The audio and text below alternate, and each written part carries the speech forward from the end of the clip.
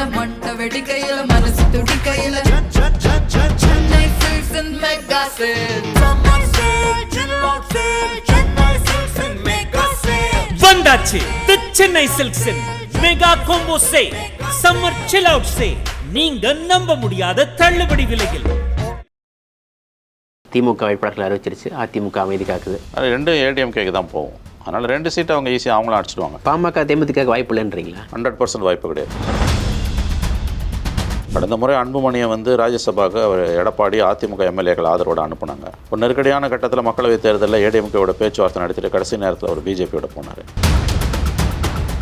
தர்மபுரியில் அன்புமணி நின்னா ஜெயிச்சிருப்பார், இல்லை சௌமியா அன்புமணி ஜெயிச்சிருப்பாங்க, கண்டிப்பாக ஜெயிச்சிருப்பாங்க ஏடிஎம்கே அலையன்ஸில் போனால். அந்த வாய்ப்பை நீங்கள் கோட்டை விட்டீங்க. அப்போ எப்படி எடப்பாடி இப்படி உங்களை பார்ப்பாருன்றோம்.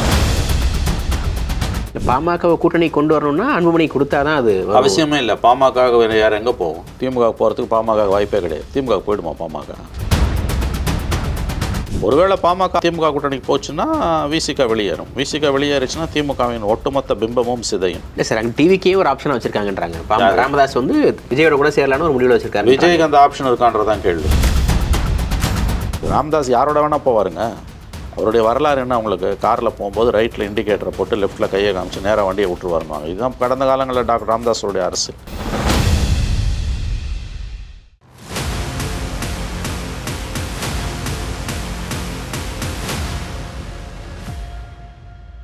ஒன்னிந்திய அரசியல் நேயர்களுக்கு வணக்கம். இன்றைய அரசியல் களம் நிகழ்ச்சியில் நம்மோடு இணைந்திருப்பது மூத்த பத்திரிகையாளர் திரு மணி அவர்கள். சார் வணக்கம். ஜூலை 19 ராசிவாத தேர்தல், திமுக வேட்பாளர்கள் அறிவிச்சிருச்சு, அதிமுக அமைதி காக்குது. எப்படி பார்க்குறீங்க? அவங்களுக்கும் அறிவிப்பாங்க, கூடிய சீக்கிரம் அறிவிப்பாங்க. 2 சீட் அவங்களுக்கு இருக்கு. கூட்டணி கட்சிகளுக்கு கண்டிப்பாக கிடையாது. கண்டிப்பாக கிடையாது. கூட்டணியே அவங்களுக்கு இல்லைன்னு தெரியல. இப்போ கூட்டணியில் யார் இருக்காங்க? யாருமே கிடையாது. பிஜேபி தவிர அவங்களுக்கு கூட்டணியில் யாருமே கிடையாது. அது 2 ஏடிஎம்கேக்கு தான் போகும். அதனால் 2 சீட்டை அவங்க ஈஸியாக அவங்களும் அடிச்சிடுவாங்க. தேர்தல் நடக்காது. வழக்கம் போல் போட்டியின்றி 6 பேரும் தேர்வு செய்யப்படுவார்கள். அப்படி தான் நான் பார்க்குறேன். பாமக தேமுதிக வாய்ப்பு இல்லைன்றீங்களா? 100% வாய்ப்பு கிடையாது. எதுக்காக கொடுக்கணும்? கொடுக்க வேண்டிய அவசியமும் கிடையாது. கடந்த முறை அன்புமணியை வந்து ராஜ்யசபாவுக்கு அவர் எடப்பாடி அதிமுக எம்எல்ஏக்கள் ஆதரவோடு அனுப்புனாங்க. ஒரு நெருக்கடியான கட்டத்தில் மக்களவைத் தேர்தலில் ஏடிஎம்கேவோட பேச்சுவார்த்தை நடத்திட்டு கடைசி நேரத்தில் அவர் பிஜேபியோட போனார். ஜிகே வாசனை கொடுத்தாங்க, ஒரு எம்எல்ஏ கூட இல்லாமல். அவர் பிஜேபியோட சேர்ந்து அதிமுகவை எதிர்க்கிறாரு. தேமுதிகாக அவங்க கொடுக்கலன்னு சொல்கிறாங்க. நாங்கள் வாக்குறுதி கொடுக்கலன்றாங்க. ஒருத்தர் கொடுத்தாங்கன்றாங்க, ஒருத்தர் கொடுக்கலன்றாங்க. பொறுமை கடலினும் பெரிதுன்னு பிரேமலதா விஜயகாந்த் சொல்கிறாங்க. இப்படி சொல்லிக்க வேண்டியதான், தப்பு கிடையாது. தாராளமாக சொல்லிகிட்டு இருக்கலாம். பட் இந்த முறை கண்டிப்பாக கொடுக்க மாட்டாங்க. அது எனக்கு தெரியும். ஏன்னா லோக்சபாவில் ஏடிஎம்கே 0, ராஜ்யசபாவில் 4 இருக்குது. 2 போச்சுன்னா 2, 4 அவங்களுக்கு வேணும். 1 குறைச்சிட்டு 3லாம் வச்சுக்க விரும்ப மாட்டாங்க. Each MP counts. அதனால் அவங்க இந்த முறை கண்டிப்பாக கூட்டணி கட்சிகளுக்கு கிடையாது. 2 அதிமுக தான் கேண்டிடேட்ஸ் போடுறாங்க. அப்படி தான் நானும் பார்க்கிறேன். பாமக கூட்டணி கொண்டு வரணும்னா அன்புமணி கொடுத்தா தான் அது அவசியமே இல்லை. பாமக யார் எங்கே போகும்? திமுக போகிறதுக்கு பாமக வாய்ப்பே கிடையாது. திமுக போயிடுமா பாமக? பெரிய அதுக்கு தான் அவர் விரும்புகிறாருங்க. ஸ்டாலின் விரும்பணும்ல. ஒருவேளை பாமக திமுக கூட்டணிக்கு போச்சுன்னா விசிக வெளியேறும். விசிக வெளியேறிச்சுன்னா திமுகவின் ஒட்டுமொத்த பிம்பமும் சிதையும். திமுக கூட்டணிக்கான இந்த அளவுக்கு ஒரு இமேஜ் இருப்பதற்கு காரணம் திருமாவளவன். ஞாபகம் வச்சுக்கோங்க. தேர்தலுக்கு தேர்தல் அணி மாறக்கூடிய பாமகவையும் தோல்வியோ வெற்றியோ பாஜக எதிர்ப்பில் உறுதியாக நின்று திமுகவோடு நிற்கக்கூடிய ஒரே கட்சி விசிக தான். திமுக விசிக வெளியில் போச்சுன்னா அந்த இடதுசாரிகள் காங்கிரஸ் எல்லாருக்கிட்டையுமே ஒரு விதமான ஒரு கோபத்தை ஏற்படுத்தும்.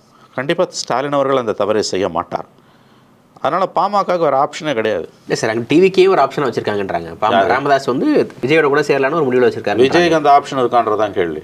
ராமதாஸ் யாரோட வேணால் போவாருங்க. அவருடைய வரலாறு என்ன? அவங்களுக்கு காரில் போகும்போது ரைட்டில் இண்டிகேட்டரை போட்டு லெஃப்ட்டில் கையை காமிச்சு நேராக வண்டியை விட்டுருவாருவாங்க. இதுதான் கடந்த காலங்களில் டாக்டர் ராமதாஸோடைய அரசு. இந்த முறை அது எடுப்படாது. எடப்பாடிக்கு தேவை தானே? சேலத்துலேயும் சரி, ஓவரால் அவருக்கும் சரி, கட்சிக்கும் சரி. நான் சொல்கிறேங்க, நீங்கள் எல்லாரும் திரும்ப எடப்பாடிக்கு தேவை தேவைன்றீங்க. பாமக என்ன தேவை அதை சொல்லுங்கள். எங்கே போவோம் பாமக? பாமகவும் தேமுதிகவும் எங்கே போவாங்க? அதுக்கு பதில் சொல்லுங்கள். திமுக கூட்டணி இன்றைக்கி ஹவுஸ்ஃபுல். நீங்கள் ஜெயிக்கிற கூட்டணியில் போனோன்னா ஒன்று திமுக கூட்டணி, இல்லை அண்ணா திமுக கூட்டணி. நேற்று வரை கூட பிரேமலதா விஜயகாந்த் திமுக கூட்டணிக்கு ட்ரை பண்ணதான் சொல்கிறாங்க. பண்ணிகிட்டு இருக்கலாங்க. அது நான் ஆப்வியஸ்லி இத்தகைய கட்சிகள் வந்து கொள்கைகள் ஏதும் இல்லாத கட்சிகள். இப்போ நம்ம பேசுகிற கட்சிகள் எந்த கொள்கையும் உங்களுக்கு கிடையாது. தேர்தலுக்கு தேர்தல் அணி மாறக்கூடிய கட்சிகள். தேர்தலுக்கு தேர்தல் அணி மாறக்கூடிய கட்சிகள் இவங்க கூடயும் பேசுவாங்க, அவங்க கூடயும் பேசுவாங்கன்னா அது என்ன அரசியல் இது? இவர்களுக்கு வேறு ஆப்ஷனே கிடையாது. இவங்க அண்ணா திமுக கூட்டணியை தவிர பாமகக்கும் தேமுதிகவும் வேறு ஆப்ஷனே கிடையாது. ஜெயிக்கணுன்னா இல்லை நாங்களும் தனியாக நிற்போம், தன்மானம் காப்போம்னா அது எப்படி வேணால் போகலாம். அது நம்ம அதை பேச வேண்டிய விஷயமே கிடையாது. வெற்றி வாய்ப்பு இருக்கக்கூடிய கூட்டணினா இந்த 2 கூட்டணி தான். இந்த 2 கூட்டணியில் அவங்களால திமுக கூட்டணிக்கு போகவே முடியாது. அவங்களுக்கு ஒரே ஒரு சாய்ஸ் தான்றேன் நான். அது ராஜ்யசபா சீட் கொடுத்தாலும் கொடுக்காட்டியும் நடக்கும்ன்றீங்க. ஆப்வியஸ்லி ஒரு ராஜ்யசபா சீட்டால் ஒன்றும் அரசியல் வந்து நின்றுட போகிறதில்ல. அரசியல்ன்றது வந்து ஸ்டாட்டிக்காக இருக்காதுங்க, கான்ஸ்டண்ட்டாக மாறிக்கிட்டே இருக்கும், எவால்வ் ஆகிக்கிட்டே இருக்கும் அரசியல்ன்றது. ஞாபகம் வச்சுக்கோங்க, அது வந்து ஃப்ளோயிங் ரிவர். அது ஒரு முடிவால் வந்து 10 மாதம் இருக்குது. எனக்கு ராஜ்யசபா சீட் எனக்கு கொடுக்கலன்னு அடுத்த வருஷம் இல்லை கோச்சிக்கிட்டு நான் இருந்திருக்க முடியும். கோச்சிக்கிட்டு நீ எங்கே போ, உனக்கு ஆப்ஷன் இருந்துன்னா ஓகே. தேவை. What is politics? Art of possible ஆங்கிலத்தில் சொல்லலாம். சாத்தியமானவற்றை செய்வது. உங்களுக்கு திமுக கூட்டணியில் வரவேற்பு இருந்து டிமாண்ட் இருந்துன்னா இங்கே மிரட்டலாம், அங்கே ஹவுஸ்ஃபுல்லு. அப்புறம் என்ன இவங்க சொல்கிறத நீங்கள் ஏற்றுக்கிட்டு தான் ஆகணும். ரெண்டாவது, அவங்க ஏன் உங்களுக்கு கொடுக்கணுன்ற நான் பாமகவுக்கு அதிமுக ஏன் கொடுக்கணும், அது பதில் சொல்லுங்களேன். கடந்த கால நிகழ்வு என்னங்க? உங்களை அனுப்புகிறார் அவர் எடப்பாடி, உங்கள் ஏடிஎம்கே உங்களை அனுப்புது. நீங்கள் பார்லிமெண்ட் எலெக்ஷனில் எவ்வளோ பெரிய துரோகத்தை பண்ணீங்க. இன்ஃபேக்ட் அவங்க ஏடிஎம்கேவோட போயிருந்தாங்கன்னா ஏடிஎம்கே பாமக கூட்டணி 8 சீட்டு ஜெயிக்குதுங்க. பாமக மினிமம் 3 எம்பிஸ் ஜெயிச்சிருக்கோம். மோடிக்கு ஜெயிக்கிறவங்கள தான் பிடிக்கும். 3 எம்பி இன்றைக்கி, அதுவும் மெஜாரிட்டி இல்லாதப்போ 3 எம்பி பாமகிட்ட இருந்ததுன்னா பிஜேபி இறங்கி வந்திருக்கும் பாமக கிட்ட. மாறா நீங்கள் பிஜேபியோட போய் சேர்ந்து தோத்திங்க. தர்மபுரியில் அன்புமணி நின்னா ஜெயிச்சிருப்பார், இல்லை சௌமியா அன்புமணி ஜெயிச்சிருப்பாங்க, கண்டிப்பாக ஜெயிச்சிருப்பாங்க ஏடிஎம்கே அலையன்ஸில் போனால். அந்த வாய்ப்பை நீங்கள் கோட்டை விட்டீங்க. அப்போ எப்படி எடப்பாடி இப்படி உங்களை பார்ப்பாருன்றான். பிரேமலதா விஜயகாந்த் எடப்பாடி ஏமாற்றி விட்டார் அப்படின்றாங்க. எப்படி அன்புமணிக்கு அந்த கூற்று பொருந்துமோ அதே போல் வந்து எடப்பாடி வந்து பிரேமலதாவை ஏமாற்றி விட்டார். இல்லைங்க, இது வந்து இப்போ கட்சிகளோட வலிமை சம்மந்தப்பட்ட விஷயங்க. ஏமாத்துறது ஏமாத்தாமல் இருக்கிறதுன்றதெல்லாம் முட்டாள்தனமான ஆர்குமெண்ட். ஏடிஎம்கேக்கு இன்றைக்கி ஒரு பொலிட்டிக்கல் ஸ்பேஸ் தேவைங்க. லோக்சபாவில் அவங்க 0, ராஜ்யசபாவில் 4 சீட்டு தான் இருக்குது. அதில் 2 காலி ஆகுதும் போது 2 மெயின்டைன் பண்ணி 4ன்ற நம்பரை மெயின்டைன் பண்ணதை அவங்க விரும்புவாங்களே வழியாக 1 இழக்க கூட அவங்க விரும்ப மாட்டாங்க. பாஜகவும் இல்லை, இரண்டுமே. பாஜக கேட்கவே கேட்காது, அவங்களுக்கு தெரியும், நல்லா தெரியும், கண்டிப்பாக கொடுக்க மாட்டாங்க. அண்ணாமலைக்கோட தமிழிசைக்கோ சத்தியமாக கொடுக்க மாட்டாங்க. நான் சொல்கிறேங்க, இந்த 2 சீட்டு ஏடிஎம்கே அவங்க தான் போட்டி போட போகிறாங்க.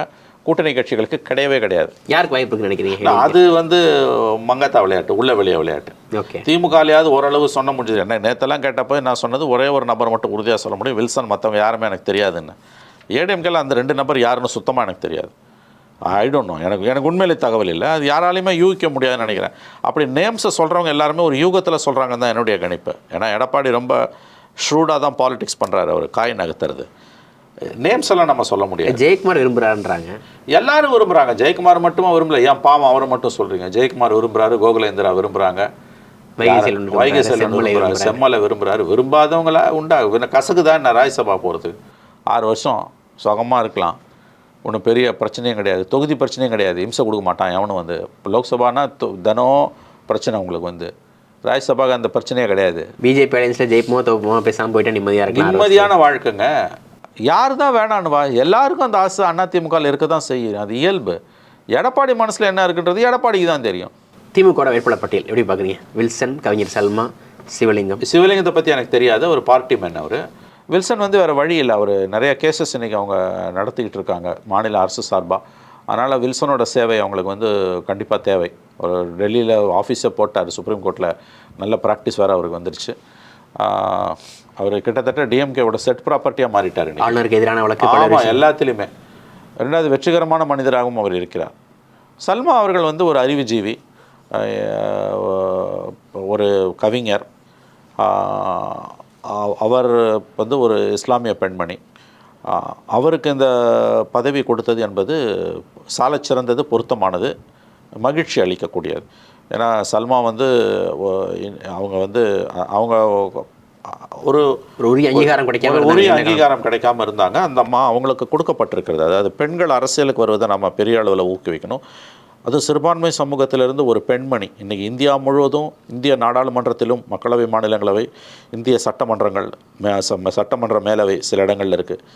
எல்லா இடத்துலையுமே முஸ்லீம்களுக்கான பிரதிநிதித்துவமும் கணிசமாக குறைஞ்சிக்கிட்டு இருக்குது, பெண்களுக்கான முக்கியத்துவமும் கணிசமாக குறைஞ்சிக்கிட்டு இருக்குது. இதில் ஒரு இஸ்லாமிய பெண்மணியை ஒரு பிரதிநிதித்துவம் கொடுத்து அவரை எம்பி ஆக்கி அழகு பார்ப்பது என்பது உண்மையிலேயே வந்து திமுக செஞ்சுருக்க ஒரு நல்ல காரியம். நான் மனதார முதலமைச்சர் மு க ஸ்டாலின் அவர்களை பாராட்டுகிறேன். பேலன்ஸ் பண்ணிட்டாங்கன்னு நினைக்கிறீங்களா? ஒரு சைடு வந்து எம் அப்துல்லா வந்து அவர் டேர்ம் முடியுது, அவரும் சிறுபான்மை சமூகத்தை சேர்ந்தவர். ஸோ அதே மாதிரி ஒரு பெண் சிறுபான்மை சமூகத்தை சேர்ந்த சல்மா கொடுத்து அதை பேலன்ஸ் பண்ணிட்டாங்கன்னு நினைக்கிறீங்களா? எஸ், பேலன்ஸ் பண்ணிட்டாங்க. அது வழக்கமாக கட்சிகள் செய்யக்கூடியது, எல்லா கட்சியுமே அதை செய்யக்கூடியது. இன்றைக்கி முஸ்லீம்களுக்கு ரெப்ரசன்டேஷனே எங்கேயுமே இல்லைங்க. முஸ்லீம்களுக்கு வந்து ஈவன் மோடி கவர்மெண்ட்டோட பெரிய பிஜேபியோட அச்சீவ்மெண்ட், ஆர்எஸ்எஸோட அச்சீவ்மெண்ட், முஸ்லீம்ஸை ஓரங்கட்டுறதுல அவங்க செட் பண்ணியிருக்க ட்ரெண்டு மற்ற கட்சிகளையும் பாதிக்க ஆரம்பிச்சிருக்கு. இஸ்லாமியர்களுக்கு பிரதிநிதித்துவம் கொடுப்பது எல்லா கட்சிகளையுமே இன்றைக்கி குறைய ஆரம்பிச்சிருக்கு. அந்த சூழ்நிலையில் ஒரு முஸ்லீமை, அதுவும் ஒரு பெண்மணியை, எந்த ஜாதி மதமாக இருந்தாலும் ஒரு பெண் வந்து எம்பி ஆகிறது அவ்வளோ ஈஸி இல்லை, எல்லா கட்சியிலுமே ஞாபகம் வச்சுக்கோங்க. ஸோ ஒரு இஸ்லாமிய சமூகத்தை சார்ந்த அதுவும் ஒரு பெண்ணை வந்து ராஜ்யசபாவுக்கு அனுப்புறது இன்றைக்கி இருக்க காலகட்டத்தில் உண்மையிலேயே பாராட்டுக்குரிய. நான் உண்மையில் முதலமைச்சர் திமுக தலைவர் மு க ஸ்டாலின் அவர்களை மனதார பாராட்டுகிறேன். ஏன்னா இது ஒரு நல்லதொரு சமிக்கை என்று தான் நான் பார்க்கிறேன். எஸ்ஆர் சிவலிங்கம் திமுகவோட சேலம் கிழக்கு மாவட்ட செயலராக இருக்கார். 1989 1991 திமுக சார்பில் சட்டமன்ற உறுப்பினராக இருந்திருக்காரு. இப்போ வந்து எடப்பாடி பழனிசாமி இருக்க சேலம் மாவட்டத்தை முழுக்க கைப்பற்றணுன்றதான் ஸ்டாலினோட டார்கெட்டாக இருக்குது. அதனால தான் செல்வ கணபதிக்கு லோக்சபா கொடுத்தாங்க, இப்போ சிவலிங்கத்துக்கு ராஜ்யசபா கொடுத்துருக்காங்க. படைமடுத்தப்படி ராஜேந்திரன் வந்து அமைச்சராக்கப்பட்டார் அப்படின்றாங்க. இருக்கலாம், இதில் ஒன்றும் ஆச்சரியப்பட, இதற்கு லாஜிக்கலி இதற்கு வாய்ப்புகள் அதிகம். எஸ், இதில் ஒன்றும் தப்பு இல்லை. அவங்க காய்களை நன்றாக நகர்த்துகிறார்கள். எடப்பாடி அதை எப்படி எதிர்கொள்வார் என்பதை நம்ம பொறுத்திருந்து தான் பார்க்கணும். டிவியெல்லாம் உடைச்ச கமல்ஹாசன் வந்து இன்றைக்கி திமுகவில் ஒரு ராஜ்யசபா சீட் வாங்கியிருக்காரு. இல்லைங்க, இது வந்து அப்படி நம்ம பார்க்கக்கூடாது. எல்லாருமே கடந்த காலங்களில் வெவ்வேறு விதமாக பேசிட்டு தான் பிறகு ஒரு ஸ்டாண்ட் எடுத்திருக்காங்க. அதை அன்றைக்கி டிவியை உடைச்சதை வச்சுலாம் இன்றைக்கி பேசுகிறது தப்பு. அவர் கடந்த முறை அவருக்கு வந்து சீட்டு கொடுத்தாங்க, அவருக்கு பார்லிமெண்ட்டில் அக்காமடேட் பண்ண முடியலன்னா ராஜ்யசபா சீட்டு கொடுத்தாங்க. கொடுத்த வாக்குறுதியை திமுக காப்பாற்றி இருக்கிறது. கமல்ஹாசனை பொறுத்த வரைக்கும் மனப்பூர்வமாக நான் வந்து இந்த நியமனத்தை வரவேற்கிறேன். ஏன்னு கேட்டிங்கன்னா, ஒரு மாபெரும் கலைஞன், 50 ஆண்டுகளுக்கு மேலாக இந்திய சினிமாவுக்கு அவர் ஆற்றிய அரும் பணிக்கு என்ன கேட்டிங்கன்னா, அவர் நாமினேட்டட் மெம்பராக ராஜ்யசபாவுக்கு மத்திய அரசை கொண்டு போயிருந்துருக்கணும். மோடி கவர்மெண்ட் அதை செய்யாது. மன்மோகன் சிங் ஆட்சி காலத்தில் அதை செஞ்சுருக்கணும். அது ஏதோ தவற விட்டுட்டாங்க. இன்றைக்கி திமுக அதை செய்கிறது, பொலிட்டிக்கல் கம்பல்ஷனால் செய்து பாராட்டுக்குரியது.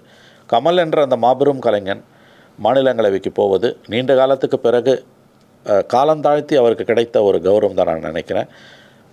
அதில் எந்த தவறும் நான் காணவில்லை. கமல் திரைத்துறைக்கு ஆற்றிய பணிகளுக்காக அவரை ஒரு எம்பி ஆக்கி அழகு பார்ப்பது என்பது தமிழ்நாட்டு அரசியல் கட்சிகள், குறிப்பாக திராவிட முன்னேற்ற கழகத்திற்கு ஒரு நல்லதொரு செயல் என்று தான் நான் பார்க்கிறேன். திமுகவோட எல்லா ஸ்டாண்டையும் டிஃபெண்ட் பண்ண வேண்டிய கட்டாயம் கமலுக்கு ஏற்படுதில்லை. அதை கமல் எப்படி அப்படி நம்ம பார்க்க முடியாதுங்க கூட்டணி. அதனால தான் நீங்கள் இதை வந்து ஒரு திமுக கேண்டிடேட்டாக போயிருந்தால் நீங்கள் சொல்லலாம். அவர் இண்டிபெண்டன்ட் கேண்டிடேட்டாக போகிறார். இண்டிபெண்டன்ட் கேண்டிடேட் பேக்டு பை திமுக. ஏன்னா அந்த கட்சிக்கு அங்கீகாரம் இல்லை. அவங்க உடனே எல்லாத்தையும் முட்டு கொடுக்கணும்னு அவசியமே கிடையாது. கமல் முட்டு கொடுக்க மாட்டார். அதனால தான் அவர் திமுக சிம்பலில் போக மாட்டேன்றார். திமுக சிம்பலில் போய் முட்டு கொடுக்கலன்னா சிக்கலாகிடும். அதனால தான் அவர் இண்டிபெண்ட்டாக போகிறார். திமுக செய்யக்கூடிய எல்லா காரியங்களையும் திமுக நல்லதும் செய்து கெட்டதும் செய்யுது. ஒட்டு மொத்தமாக பிளாங்கெட்டாக குருட்டுத்தனமாக போய் கண்மூடித்தனமாக திமுகவை ஆதரிக்க வேண்டிய அவசியம் வந்து இந்த கூட்டணி கட்சிகளுக்கு கிடையாது. ஆனால் அன்ஃபார்ச்சுனேட்லி தமிழ்நாட்டில் கூட்டணி கட்சிகள் அப்படி தான் இருக்குது. நிலை வித்வான்களாகத்தான் இவர்கள் மாறி போனார்கள்.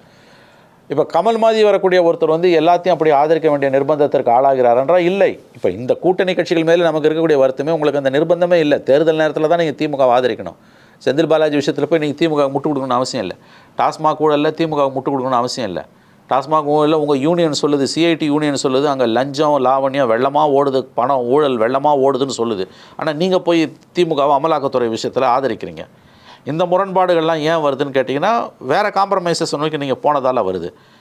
நீங்கள் தெளிவாக புரிஞ்சுக்கிட்டு இருக்க வேண்டியது, கூட்டணின்ற காரணத்தால் எல்லாத்தையும் ஆதரிக்கணும்னு அவசியம் கிடையாது.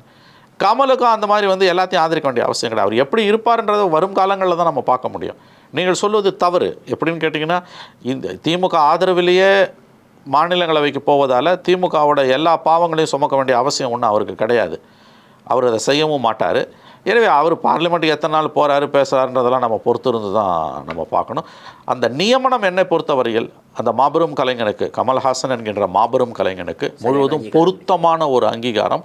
70 வயதுக்கு பிறகு அவருக்கு இது கிடைத்திருக்கிறது. நிச்சயமாக தமிழர்கள் பெருமை கொள்ள வேண்டிய ஒரு விஷயம் என்று தான் நான் இதை பார்க்கிறேன். நன்றி சார். தேங்க்யூ. நன்றி. Subscribe to One India and never miss an update.